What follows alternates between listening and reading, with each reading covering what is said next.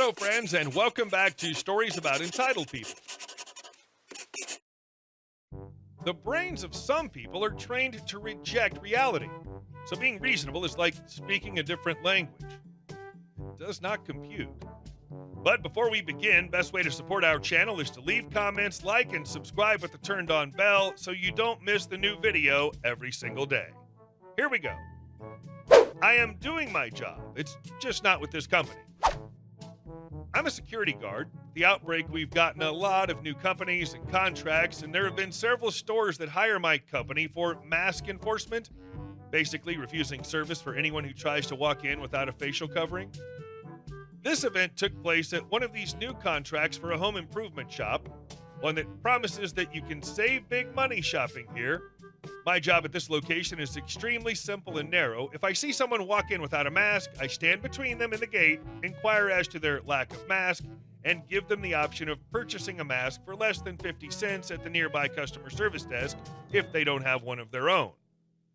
For the most part, people are kind and understanding. Many of them apologize, saying they forgot, and quickly dig out a mask from a pocket or a purse and go on about their way.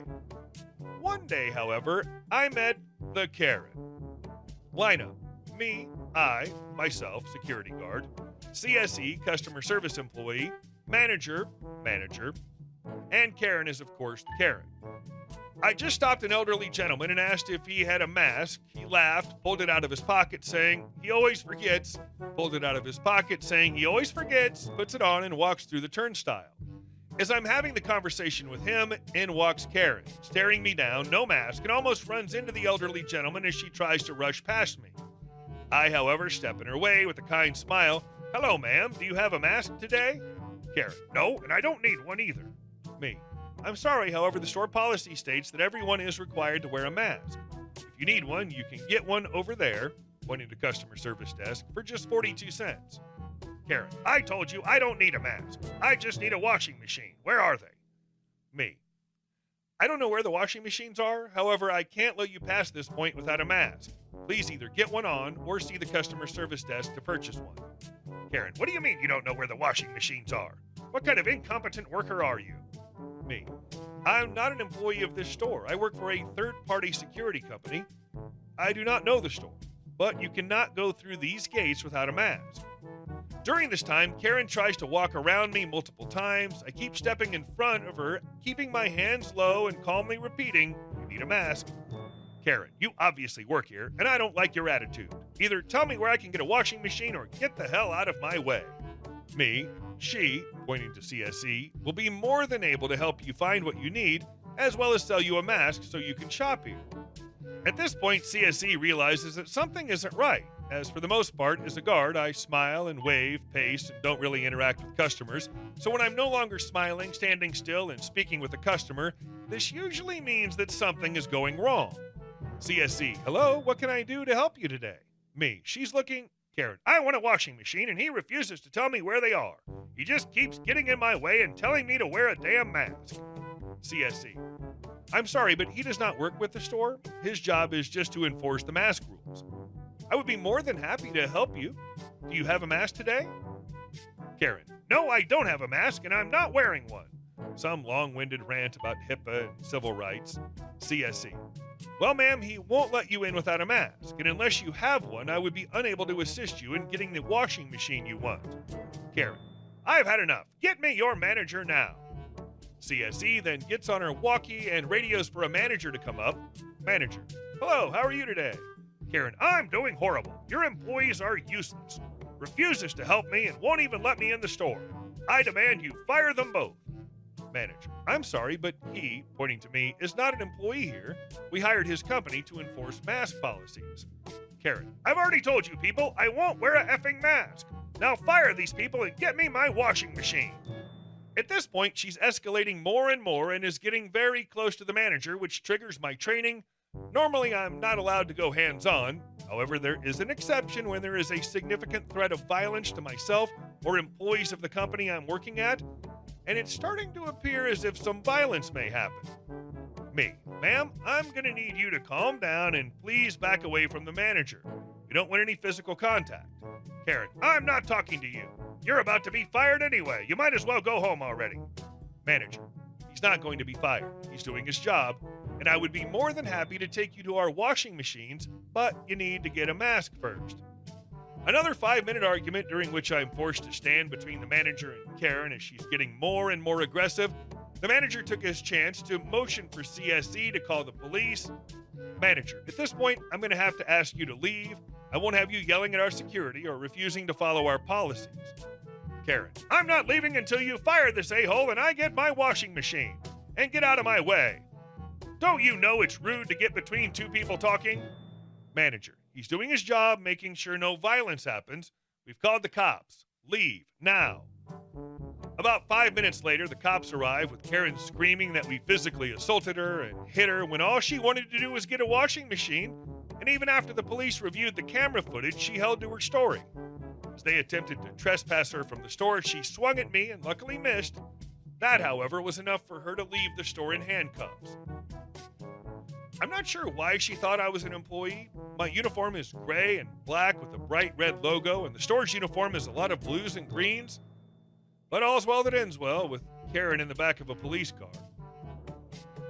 Even if this Karen had bought a mask, she would probably have demanded a discount on her washing machine after claiming that she had been treated so badly. And our second story. You are not allowed to decide when to eat lunch. Got it, boss. This was some time ago, probably early 2000s, but this event is burned into my brain. I'm sure over the years the story's been embellished a bit, but the core of the story is told exactly as it happened. I've worked in K through 12 education technology most of my 20-plus years in my professional career. When I first started, I was the only technician for a small/medium school district, 2,500 or so students. During the time of this event, the director of special education, SPED, was married to the superintendent. I reported to the business manager, who used to teach technology but was not a technical person. For the most part, I was left to do my work and was not overly micromanaged. So I got into a habit of taking my lunch whenever I felt like it, or even not at all. If I didn't take lunch and there was no pressing work, I would just leave a little early at the end of the day. Of course, I made sure all the schools were out before I left. As time goes on, I got in trouble for leaving early, so I would take my lunch whenever time permitted. Sometimes it was when there was only an hour left from work, sometimes not, but I would chill at my desk and just screw off. The others in the office where my desk was reported me for screwing off every afternoon. When I tried to explain to the business manager that I was taking my lunch, she says something to the effect of, "You can no longer take your lunch whenever you want. Your lunch is from 12 to 1. I say, "No problem, message received." So starting that day, no matter what I was doing, at 12 o'clock I would stop what I was doing and take my lunch. If I was at my desk, I would screw off. If I was at a school site, I would go sit in my car.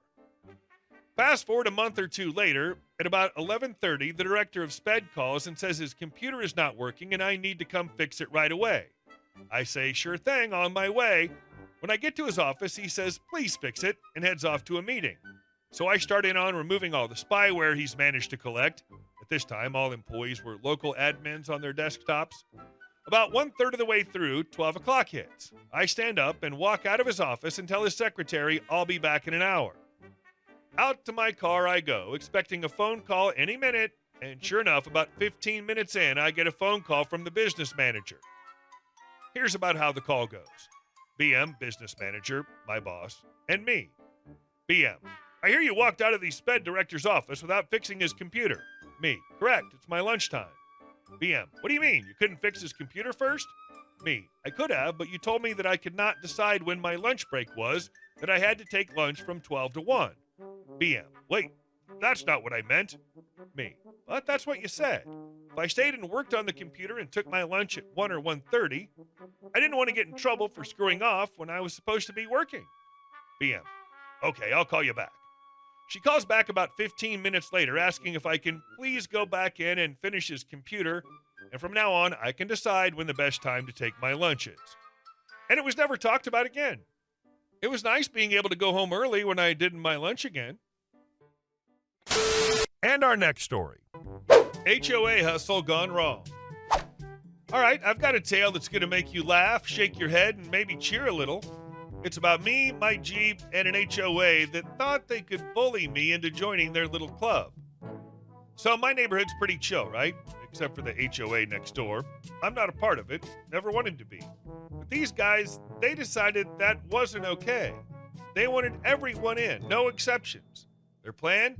They built a parking lot right by my house, plopping down their big old trucks so I can barely get by. The road was pretty thin, and the backs of the trucks overlapped it by about 80%. Their message was clear: join us or you're going to regret it. Now, I've got this beast of a Jeep. She's not just for show, she can handle a bit of grass and dirt, so when these trucks blocked my way, I started driving around them, right over the HOA's precious lawn. Oh man, you should have seen their faces. They were livid, calling the cops and suing me for destroying their lawn. They even had the nerve to say, join the HOA and all will be forgiven. Yeah, right. I wasn't about to let this slide. Hired myself a lawyer, and would you believe it, we found out half their parking lot was on city land. Not to mention we had photos of their trucks blocking the road, leaving me no choice but to go lawn surfing. Court day. My lawyer found out that the road belongs to the city, and they built a parking lot on city property without any authorization and blocked the road, making it impossible to get to my house. We provided photo and video proof at different times of the week. There was always at least one pickup truck there blocking the road. Didn't take long for the judge to see things our way. The verdict? The HOA had to cough up a huge fine, $210,000 for messing with the road and fix it all up. And the big boss of the HOA had to sell his house and move. Talk about a reality check. So what's the takeaway here? Don't mess with folks who just want to live their lives. And to all you HOA bullies out there, remember, being pushy might just push you right out of your own home. And our last story. Family fights HOA to keep their garden. A few years ago, 6 or 7 I think, we lived in a suburb in eastern Pennsylvania. It was a pretty well-off community with big houses and large plots of land. We'd moved in about a year earlier. Now, my parents like to do things themselves. They fix up the house and paint it themselves unless the job needs tall ladders, electrical work, or a professional. This also extends to growing their own vegetables. Before this house, we lived on a 6-acre farm in the same area and had a nice-sized garden where Mom could grow veggies and fruit. In this house, Mom wanted to grow food again. Because the soil sucked for growing plants, she had my dad make raised beds that she filled with good soil. Our land was open on 3 sides, so my parents planted a fence of many pine trees rather than an actual fence, which they weren't allowed to build in this neighborhood. Somebody complained that they could see the raised beds through the trees. Because what my parents did in their own backyard was so important to them, they took it to the HOA. The HOA said that people in this neighborhood didn't need to plant their own food and told my parents to get rid of it. Eventually, my parents talked them out of it because they said that it was healthier and boosted the image of the neighborhood as a friendly and healthy place to raise kids. But still, getting rid of organically grown plants because someone could see the wooden raised beds through the trees? That's a bit of a WTF moment. Hey guys, thank you all for watching the video. I'll see you in the next one.